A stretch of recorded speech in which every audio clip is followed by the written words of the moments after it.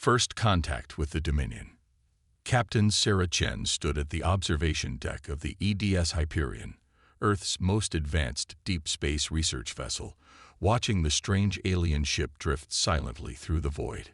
Its crystalline structure pulsed with a fading blue light, like a dying heartbeat in the darkness of space. 3 hours ago, it had appeared at the edge of Saturn's rings, its emergence accompanied by a burst of radiation that had initially sent the Hyperion's sensors into chaos. Status update, Chen asked, her eyes never leaving the alien vessel. Dr. Marcus Rodriguez, the ship's lead xenobiologist, consulted his tablet. Life signs are stable but weak. Their propulsion system seems to be completely dead, and their hull shows signs of massive energy weapon damage. Whatever hit them, Captain, it wasn't friendly. Chen nodded slowly. When humanity had finally ventured beyond Mars, they'd found no signs of intelligent life. No ruins, no signals, nothing. Earth's scientists had theorized that perhaps we were alone in our corner of the galaxy, or that some cosmic filter had wiped out any civilization before they could reach the stars. Now their first contact was with a ship that looked like it had barely survived a war. Dr. Rodriguez, what's your assessment of the risk if we bring them aboard? The xenobiologist straightened his glasses. Their biology seems silicon-based, but compatible with our atmosphere. They're humanoid in structure, though their internal anatomy is quite different. I don't detect any signs of biological weapons or contaminants. If we're going to help them, we need to act fast. Chen tapped her neural interface, connecting to the ship's eye. Helena, begin docking procedures. Alert medical bay to prepare for unknown alien physiology. And get me a direct line to Earth Command. The AI's response was immediate. Docking procedures initiated. Medical bay is preparing. Be advised, Captain, that Earth Command transmission will have a 12-minute delay at current distance. As the Hyperion's docking arms extended toward the alien vessel, Chen couldn't shake the feeling that this moment would change human history forever.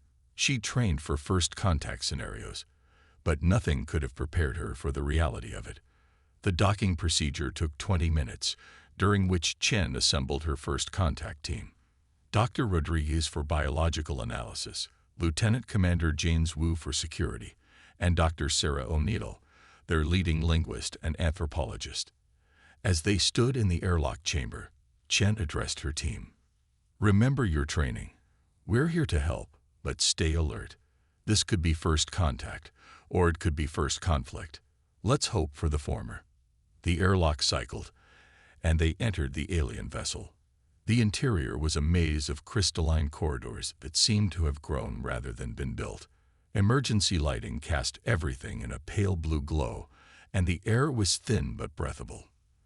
They found the crew in what appeared to be the ship's control center. 5 humanoid figures, their skin a pale lavender color with iridescent patches, lay unconscious at their stations. Their bodies were slender, almost fragile-looking, with elongated limbs and large almond-shaped heads. Dr. Rodriguez immediately began scanning them with his medical equipment. They're alive, but in a state of biological stasis. Their vital signs are similar to what we'd see in deep hibernation. Can you wake them? Chen asked.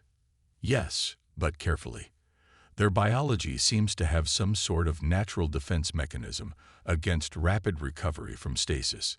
It took another hour to safely revive the alien crew. When the first one opened its eyes, revealing pupils that shifted color like oil on water, Chen held her breath. This was humanity's first real conversation with an alien species. The alien spoke, its voice producing sounds that seemed to resonate on multiple frequencies simultaneously. Dr. O'Neill's universal translator worked furiously to decode the language, and after a few moments, broken English emerged from her device. We, grateful. Help came. Not expected. Humans would respond. Chen stepped forward, keeping her hands visible and her posture non-threatening. I'm Captain Sarah Chen of the Earth Deep Space Vessel Hyperion. We received no distress call, but we found your ship damaged. Can you tell us what happened? The alien's color shifted slightly, patches of its skin darkening. I am first speaker Xerix of the Arcadian Collective. We were running. The Dominion. They found our colony. Destroyed everything. We barely escaped. The translator struggled with some concepts, but the message was clear enough. These people were refugees. The Dominion? Chen asked. We've never heard of them. Xerix's skin rippled with what might have been fear. The Dominion consumes. They find worlds, civilizations. They take what they want, destroy what remains. Your people, how have you survived? How have they not found you? Chen exchanged glances with her team. We're relatively new to deep space travel. We've only recently begun exploring beyond our solar system. The alien's color shifted again, this time to something brighter. New. But your ship, your technology. We detected quantum signatures. Advanced AI matrices. How can you be new? Dr. Rodriguez stepped forward. We developed differently than most species, it seems. We focused on certain technologies before others. We've had quantum computing for decades, but we're still perfecting faster than light travel. Xerix struggled to sit up, its movements careful and deliberate. Perhaps this is why you survived. The Dominion looks for traditional signs of advancement, faster than light signatures, antimatter reactions. They do not expect different paths. Chen felt a chill run down her spine. How many worlds have they taken? Hundreds. They grow stronger with each conquest. The Arcadian Collective was once 30 worlds strong. Now we are refugees, searching for somewhere to hide. The implications were staggering. Humanity had developed in isolation, unknown to a galaxy at war. Their unique technological path had inadvertently hidden them from a genocidal empire. First speaker Xerix, Chen said, making a decision that would alter the course of human history. Earth has never turned away those in need of shelter. We can offer your people sanctuary, but we'll need to know everything you can tell us about the Dominion. If they're out there, consuming worlds, sooner or later they'll find us. We need to be ready. Xerix's skin rippled with complex patterns of color. You would stand against the Dominion, even knowing what they are capable of. Chen smiled, an expression that humans knew could mean both friendship and mourning. First speaker, humanity has never backed down from a fight when innocent lives were at stake, and we've never lost a war on our home ground. Tell me about the Dominion, and we'll show you why Earth's isolation wasn't just luck, it was preparation. As the alien refugees were carefully transported to the Hyperion's medical bay, Chen composed her message to Earth Command. Humanity had hoped their first contact would be peaceful, but instead they'd found a galaxy in crisis. Yet as she watched her crew efficiently care for their unexpected guests, she felt a surge of pride. Humanity had spent its isolation becoming stronger, developing technologies in unique ways, preparing for threats they hadn't known existed. The Dominion thought they were invincible because they'd never faced a species that developed like humanity had. They'd never encountered a civilization that had turned their own planet's harsh challenges into stepping stones for advancement. They'd never faced a species that had nearly destroyed itself multiple times, learning and growing stronger from each near-extinction event. Soon, they would learn why Earth's isolation had been a blessing in disguise. The Dominion thought they were the apex predators of the galaxy. They were about to discover they weren't the only species that had evolved to dominate their environment. Humanity was going to war. The war machine awakens. General Michael Santos stood in the heart of Cheyenne Mountain's Quantum Computing Center, watching as holographic displays showed humanity's military-industrial complex roaring to life. 6 months had passed since the Hyperion's first contact with the Arcadian refugees, and Earth had spent every second preparing for war. "Show me the Jupiter shipyards," he commanded, and the AI obliged. The massive construction facilities orbiting Jupiter's moon Europa filled the display. Dozens of warships were under construction, their dark hulls gleaming under the work lights. They looked nothing like traditional space vessels. These ships were predators, built with every lesson humanity had learned from Earth's apex hunters. Production report, Santos requested. Colonel Diana Martinez, his chief of operations, stepped forward. The first fleet will be ready in 2 weeks, sir. The quantum armor integration is proceeding faster than expected, and the AI neural networks are learning at an exponential rate. Santos nodded, studying the nearest ship in detail.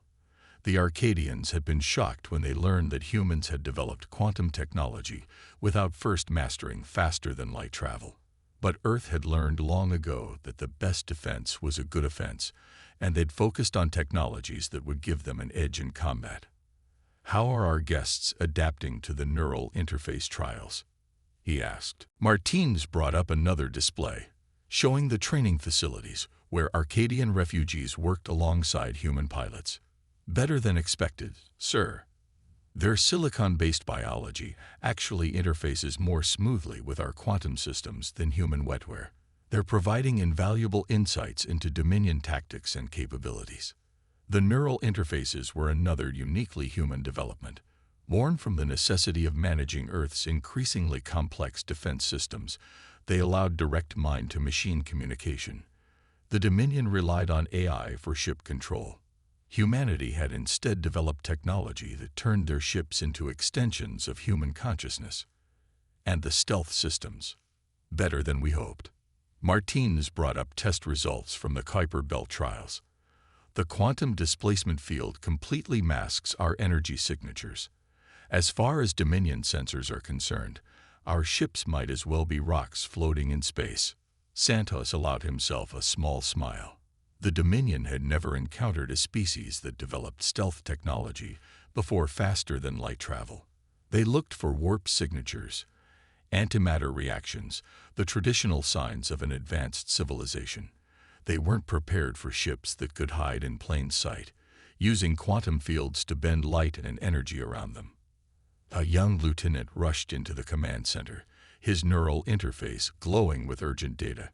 "General, we're receiving a priority transmission from the Hyperion. Captain Chen reports they've detected Dominion scout ships at the edge of the Oort cloud." Santos straightened. "Show me." The holographic display shifted, showing 3 Dominion vessels moving through the outer edges of the solar system. They were massive, their hulls covered in weapon emplacements, but they moved with an arrogance that spoke of never having faced a serious threat. "They're scanning for FTL signatures," Martinez observed. "Standard search pattern. They haven't detected our quantum tech yet." Santos watched the enemy ships for a moment longer. "How many of the new stealth destroyers are combat-ready?" 3, sir. The Nemesis, the Shadow, and the Night Stalker. Launch them. Let's show the Dominion why humanity's predatory evolution wasn't just about physical strength." The order went out, and in the shipyards around Europa, 3 ships detached from their construction cradles. They were beautiful in a lethal way, their hulls incorporating designs learned from Earth's most efficient hunters. Like the shark, they were nearly invisible from below. Like the owl, their surfaces absorbed rather than reflected energy. Like the spider, they could spin webs of quantum fields to trap their prey. First Speaker Zurich, who had become humanity's primary advisor on Dominion tactics, joined them in the command center. The Arcadian's skin rippled with concern as they watched the Dominion scouts. "Your ships are very small compared to theirs," Zurich observed. "The Dominion will not expect them to be a threat." Santos smiled. "Size isn't everything, First Speaker. Humanity learned long ago that the most dangerous predators aren't always the largest." The 3 human destroyers moved through space like ghosts, their quantum displacement fields making them virtually invisible to conventional sensors. They approached the Dominion scouts from different angles, using Jupiter's magnetic field to mask their approach. "The Dominion ships still haven't detected them," Martins reported. "They're completely focused on scanning for FTL signatures." Santos opened a channel to all 3 destroyers. "Remember your training. Like the pack hunters of Earth, coordinate your attacks. Strike hard, strike fast, and show no mercy. These bastards need to learn that they're not the only predators in space." The attack, when it came, was devastating in its precision. The Nemesis struck first, its quantum beams cutting through the lead Dominion ship's shields as if they didn't exist. The enemy vessel's defensive systems, calibrated to stop traditional energy weapons, might as well have been trying to stop a ghost. Before the other Dominion ships could react, the Shadow and Night Stalker pounced from different vectors. Their quantum torpedoes, developed from theoretical weapons research that had never been tested in actual combat, created localized areas of altered spacetime. The Dominion ships' hulls crumpled as space itself twisted around them. By the first light, Zerix whispered, their skin paling to an almost white shade. We fought the Dominion for decades. I have never seen their ships destroyed so easily. Santos watched as the human destroyers finished their work. The entire engagement had lasted less than 5 minutes. Where 3 powerful Dominion warships had been, now there was only debris, slowly freezing in the cold of space. This was just the beginning, Santos said. The Dominion thinks they're invincible because they've never faced a species that evolved like we did. They've never encountered a civilization that turned their own planet's harshness into an advantage. They've never fought an enemy that spent its isolation preparing for exactly this kind of war. Martinez's neural interface pulsed as she received updates from the destroyers. All 3 ships report minimal energy expenditure. The quantum weapons performed above specifications. And, sir, they recovered intact Dominion data cores. Santos turned to Zerix. First speaker, your people have suffered enough. You sought refuge among the stars, but found only more danger. Now it's time for humanity to show the Dominion why Earth's isolation wasn't a weakness. It was an incubation period. The Arcadian's skin rippled with complex patterns of hope and awe. You speak of taking the fight to them. No species has ever successfully invaded Dominion space. No species has ever had our advantages, Santos replied. We developed in isolation, focused on technologies they never imagined. While they were conquering other worlds, we were preparing for threats we didn't even know existed. Now they'll learn why Earth's creatures became the apex predators of their environment. He turned back to the holographic display, where the 3 human destroyers were recovering debris for analysis. The Dominion thinks they're the hunters. They're about to discover what it means to be the prey. Humanity isn't just joining this war. We're going to end it. As orders went out across the solar system, Santos watched humanity's war machine accelerate into full production. The shipyards around Europa blazed with activity, constructing vessels that would redefine space warfare. In labs and factories across Earth, new weapons were being developed, incorporating everything humanity had learned from millions of years of evolutionary combat. The Dominion had never faced an enemy like humanity, a species that had spent its entire existence preparing for war, even when they didn't know who the enemy would be. They were about to learn why isolation had made humanity not weaker, but infinitely more dangerous. The war machine was awake, and its hunters were ready for blood. Operation Thunderstrike.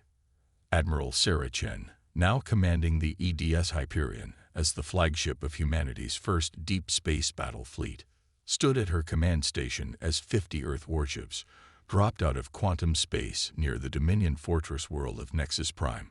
The planet's orbital defenses were impressive. Hundreds of defense platforms, energy shields that could withstand conventional fleet bombardment, and at least 200 Dominion warships. Status report, she commanded, her neural interface pulsing with real-time tactical data. Quantum displacement fields holding steady, Lieutenant Commander Wu reported. Dominion sensors haven't detected us yet. They're still focused on their standard FTL detection grid. Chen allowed herself a grim smile. The Dominion's arrogance was their weakness. They couldn't imagine a species developing space combat capabilities without following their expected technological progression. Earth's quantum technology, developed in isolation, was about to change everything they thought they knew about warfare. First Speaker Zerix, now serving as the fleet's chief tactical advisor, stood beside Chen. Their skin rippled with nervous energy as they watched the Dominion fleet's standard patrol patterns. I still cannot believe we are attacking Nexus Prime, Xerix said quietly. The Arcadian Collective lost 3 fleets trying to defend against a Dominion attack here. Now we bring the war to them. The best defense is a good offense, Chen replied. Humanity learned that lesson long ago. We're not here to defend. We're here to hunt. She opened a fleet-wide channel. All ships, this is Admiral Chen. Operation Thunderstrike begins in 5 minutes. Remember your training. Like Earth's pack hunters, we strike together. We strike hard. And we show no mercy. These bastards have terrorized the galaxy long enough. Today, they learn they're not the only predators in space. The human fleet moved into attack formation, still cloaked by their quantum displacement fields. The formation itself was unlike anything the galaxy had seen before, inspired by wolf pack hunting strategies, with groups of ships positioned to herd and trap their prey. Launch the quantum probes, Chen ordered. Hundreds of small, stealthy devices detached from the human ships, spreading out through the Dominion defense grid. Each probe carried a revolutionary weapon, a quantum field generator that could temporarily alter the laws of physics within a localized area. Probes in position, Wu reported. Ready to initiate Phase 1. Chen took a deep breath. This was the moment that would change the galaxy forever. Execute Operation Thunderstrike. The quantum probes activated simultaneously. Within their fields of effect, the speed of light itself changed. The Dominion's energy shields, calibrated for normal space-time, suddenly found themselves trying to maintain coherence in areas where physics itself had gone mad. The results were catastrophic for the defenders. Shield generators overloaded and exploded. Defense platforms, suddenly operating under different physical laws than their targeting systems were designed for, began firing at random coordinates.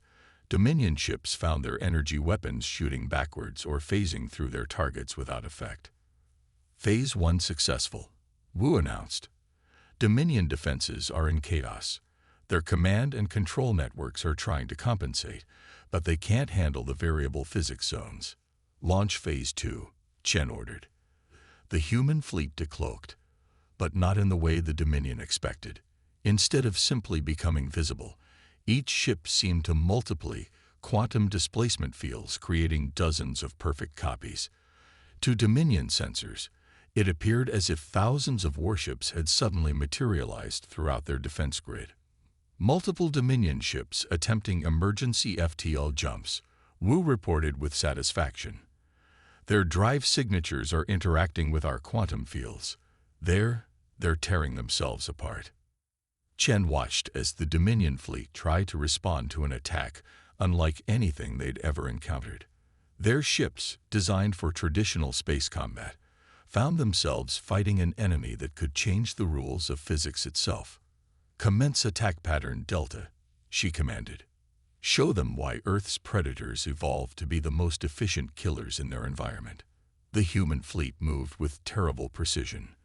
Like a pack of wolves separating weak members from the herd, they isolated and destroyed Dominion ships one group at a time. Quantum weapons bypassed shields designed for conventional energy attacks. Hull-mounted gravity manipulators crushed enemy vessels like aluminum cans. Temporal distortion beams caused Dominion ships to experience hours of damage in seconds of real time. Admiral, Wu called out, we're detecting massive energy buildups in the planetary defense grid. They're diverting power from their cities to the orbital platforms. As expected, Chen replied, initiate Phase 3. From the belly of each human warship, swarms of smaller craft emerged. They weren't fighters in the traditional sense. They were autonomous hunter-killers, their designs based on Earth's most successful parasitic organisms. As the Dominion diverted power to their defenses, these tiny ships attached themselves to power conduits and defense platforms, injecting quantum-corrupted code directly into the enemy systems. Xerix's skin had turned almost white with amazement. This is impossible. The Dominion's cyber defenses are impenetrable. No species has ever successfully hacked their systems. That's because they expected traditional cyber warfare, Chen explained. We took a different approach. Those aren't hackers. They're more like viruses, changing the fundamental way their quantum computers process information. On the tactical display, Dominion defense platforms began turning on each other. Shield generators protected enemy ships from their own weapons. Targeting systems identified friendly vessels as hostile threats. Dominion fleet is in full retreat, Wu reported.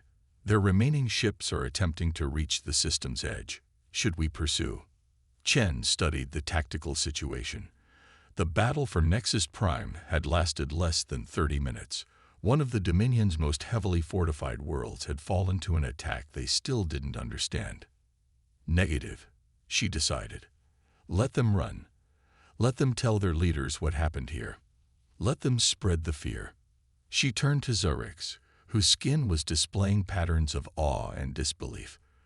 This is just the beginning, first speaker. For centuries, the Dominion has terrorized the galaxy because no one could fight back effectively. They never imagined facing a species that developed in isolation, that focused on technologies they never considered possible. You have done more than defeat them, Zurix said quietly. You have shattered their myth of invincibility. The other subjugated species will hear of this. They will begin to hope again. Chen nodded, watching as human ships began securing orbital positions around Nexus Prime. The planet's population, mostly consisting of species conquered by the Dominion, were already sending messages of surrender and pleas for liberation. Tell me, first speaker, she said, in all the Dominion's history of conquest, have they ever faced an enemy that turned defeat into an advantage? Have they ever encountered a species that treated every setback as an opportunity to grow stronger? No, Zurix admitted. They simply overwhelm and destroy.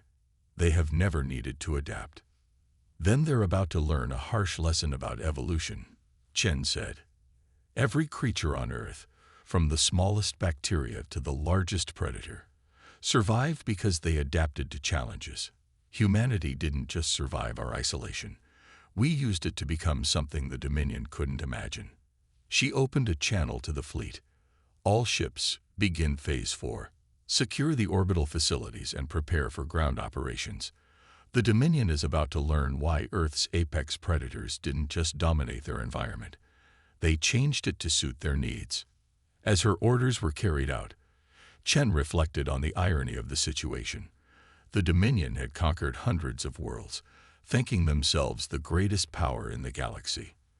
They had never considered that somewhere, in isolation, a species might be evolving into something far more dangerous, a predator designed by millions of years of competition to be the perfect killer.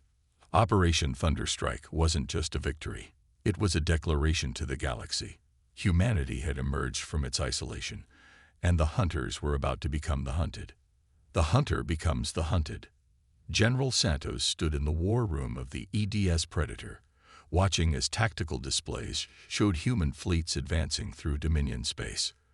3 months had passed since Operation Thunderstrike, and humanity's offensive had exceeded even their most optimistic projections. Show me the Dominion response patterns, he commanded. The AI compiled data from dozens of battles, creating a strategic overview.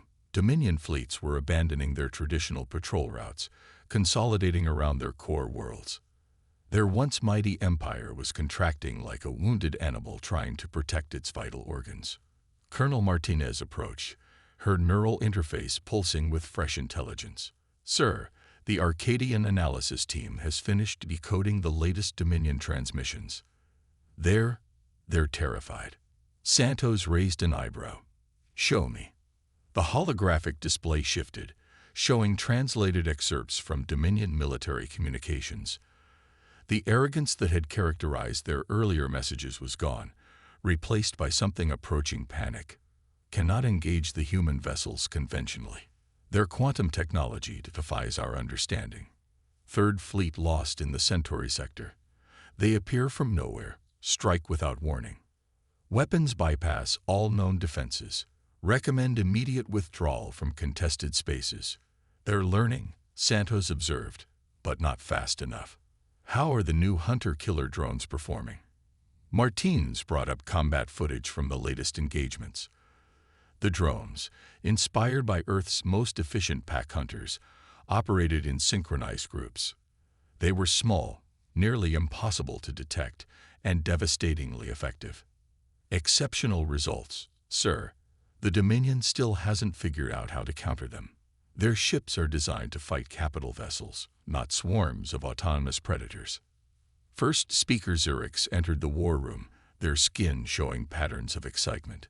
The Arcadian had become humanity's chief advisor on Dominion psychology, helping them understand how to break not just their enemy's military strength, but their will to fight.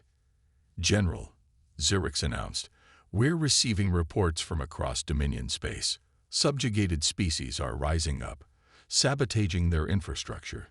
The myth of Dominion invincibility is crumbling. Santos nodded with satisfaction. This had been part of the strategy from the beginning, not just to defeat the Dominion militarily, but to dismantle the fear that had kept their empire intact for centuries. Show me the latest liberation statistics, he ordered. The display updated, showing dozens of former Dominion worlds now free of their control. But more importantly, it showed the spreading pattern of rebellion and resistance. Like a virus in a vulnerable host, the idea of resistance was spreading faster than the Dominion could contain it. Sir, Martinez interrupted, priority alert from the Nemesis battle group. They've located the Dominion's primary shipyard in the Orion Spur. Santos straightened. This was an opportunity they'd been waiting for. Show me. The tactical display shifted to show a massive construction facility hidden within an asteroid field. Dozens of Dominion capital ships were under construction, their incomplete hulls surrounded by defense platforms and patrol vessels.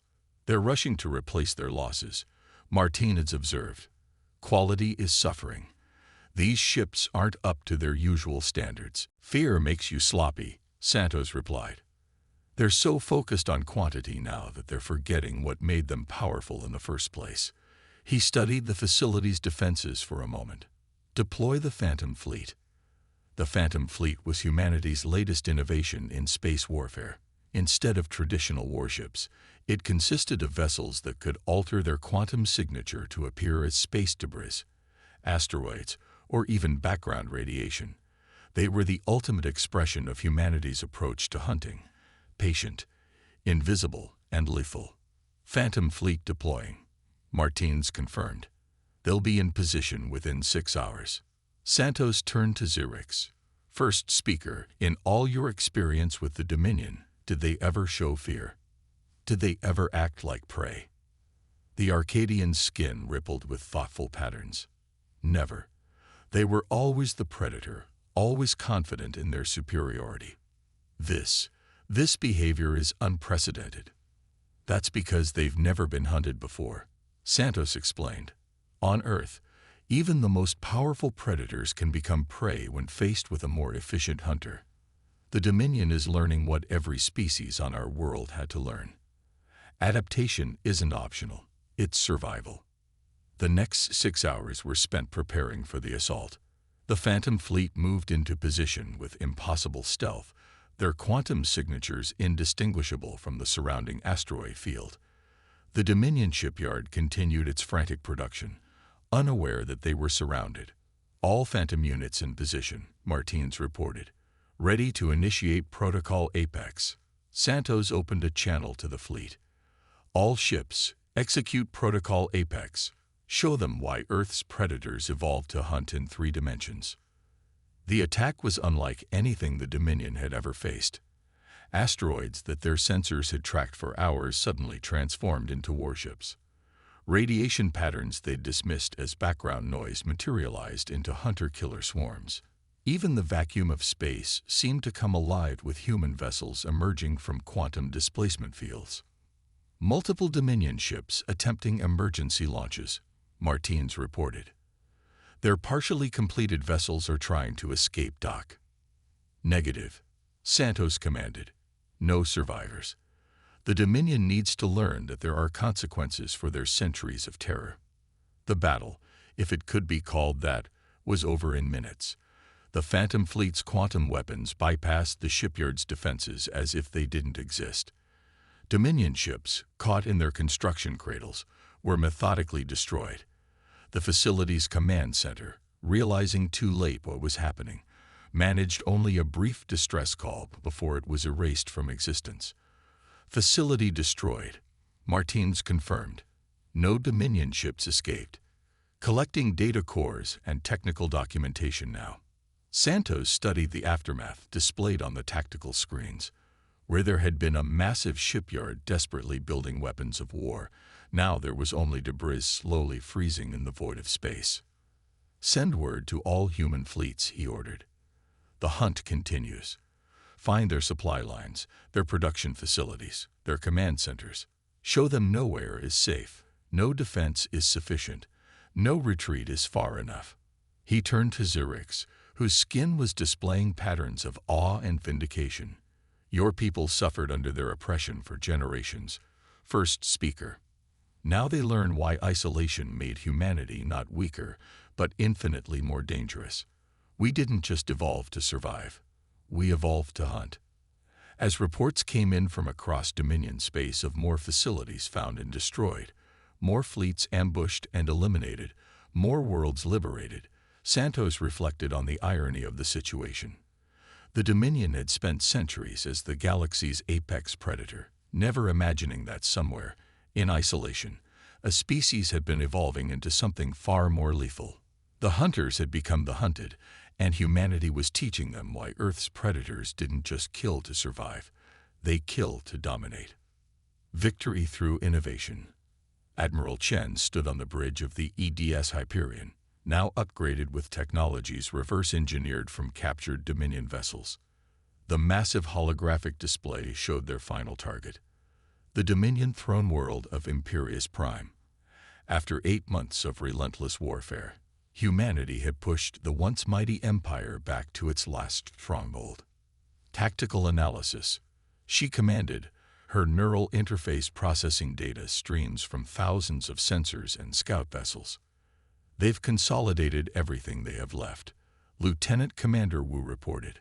Over 500 capital ships, 3 layers of planetary shields, and some kind of new weapon system we haven't encountered before. First speaker Zerix, their skin showing complex patterns of anticipation and concern, studied the defensive formations. They're desperate. In all of recorded history, no enemy has ever reached Imperius Prime. The Dominion leadership is facing something they've never experienced, the real possibility of defeat. Chen allowed herself a grim smile. Then let's show them how humanity handles victory. Deploy the quantum web. The quantum web was humanity's latest innovation in space warfare, developed by combining their understanding of quantum physics with lessons learned from Earth's most successful predators. Like a spider's web, it was nearly invisible. Like a neural network, it could process and react to information instantly. And like a living organism, it could adapt and evolve to counter any threat. Quantum web deploying. Wu confirmed. Phase 1 initiating. Thousands of microscopic quantum nodes spread out through space, creating an invisible network around the Dominion's defenses. Each node could alter local spacetime, creating areas where the laws of physics themselves became weapons. The Dominion fleet is moving to intercept, Wu reported. They're launching some kind of new fighter craft.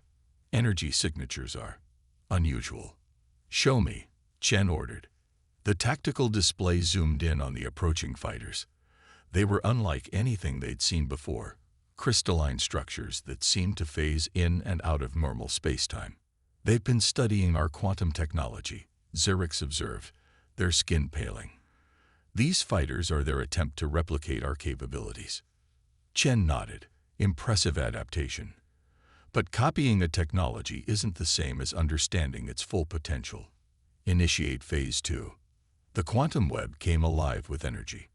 But instead of attacking the Dominion fighters directly, it began creating overlapping fields of altered spacetime. The effect was like a maze where the walls were made of physics itself. Each path the fighters could take led them into areas where their copied quantum technology worked against them. Enemy fighters they're tearing themselves apart. Wu reported with satisfaction. Their quantum fields are interacting with ours in ways their pilots can't compensate for. "Launch the hunter swarms," Chen commanded. From the holds of the human fleet, tens of thousands of autonomous drones emerge. Unlike traditional combat drones, these were based on Earth's most successful colonial insects. They worked in perfect coordination, adapting their tactics in real time, learning from each engagement. Hunter swarms engaging Dominion capital ships, Wu announced. Their point defense systems are overwhelmed. The battle unfolded like a carefully choreographed dance of destruction. The hunter swarms herded Dominion ships into the quantum web's kill zones. Ships that tried to escape found themselves in regions where time moved differently, their crews experiencing hours of combat in seconds of real time. "Sir," Wu called out, "we're detecting massive energy buildups from the surface. They're activating their new weapon system." The space above Imperius Prime seemed to ripple as enormous energy beams lanced out from planetary defense platforms. Where they struck, space itself appeared to shatter like glass. "Space-time fracture weapons," Zerix whispered, their skin showing patterns of horror. "They're trying to tear apart the fabric of reality itself." Chen's expression remained calm. "Exactly as we expected. Initiate final protocol." The human fleet's formation shifted, creating a complex geometric pattern. Each ship's quantum drives synchronized, establishing a resonance field that spread throughout the battle space. "What are you doing?" Zerix asked, watching as the Dominion's fracture beams seemed to lose coherence. "Fighting fire with fire," Chen explained. "They tried to weaponize space-time without fully understanding it. We're showing them why that's dangerous." The resonance field intensified. Where it interacted with the Dominion's fracture beams, new effects began to manifest. The beams curved back on themselves, creating loops of unstable space-time that consumed their own source platforms. "Dominion fleet is in disarray," Wu reported. "Their command and control networks are collapsing. Multiple ships attempting emergency FTL jumps." "Negative," Chen ordered. "No escapes this time. Send the signal." Throughout the battle space, hidden quantum nodes activated. They created a complex web of altered physics that made FTL travel impossible. The Dominion fleet was trapped, their most powerful weapons turned against them, their copy technology failing in ways they couldn't understand. "We're receiving a transmission from the surface," Wu announced. "The Dominion leadership. They're offering surrender." The bridge fell silent. After centuries of tyranny, after conquering hundreds of worlds and subjugating countless species, the mighty Dominion was facing defeat. Chen opened a channel to the surface. "This is Admiral Sarah Chen of the Earth Defense Force. Your surrender is accepted with conditions. First, all Dominion military forces will stand down immediately. Second, all conquered worlds will be granted immediate independence. Third," she paused, looking at Zerix, "representatives from every species you've wronged will participate in determining your punishment." The response was immediate and desperate. The Dominion leaders, faced with total defeat, accepted without hesitation.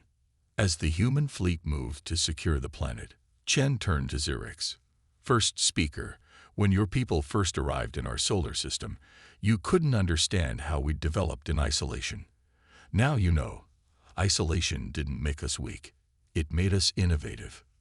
Zerix's skin showed patterns of understanding and respect. "You didn't just defeat them militarily. You showed them, and the galaxy, a completely new way of thinking about warfare, about technology, about evolution itself." Chen nodded, watching as human ships began landing on Imperius Prime. On Earth, species didn't just adapt to survive.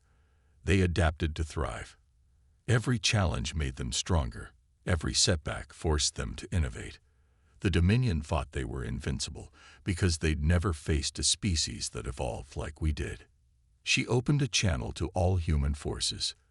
"All ships, secure your objectives. Begin liberation protocols. Show them that humanity didn't just learn how to fight in isolation.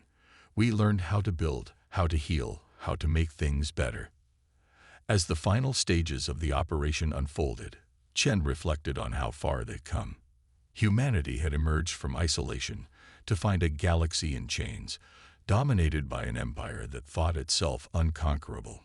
Instead of cowering, they'd done what Earth species had always done: adapt, innovate, and overcome.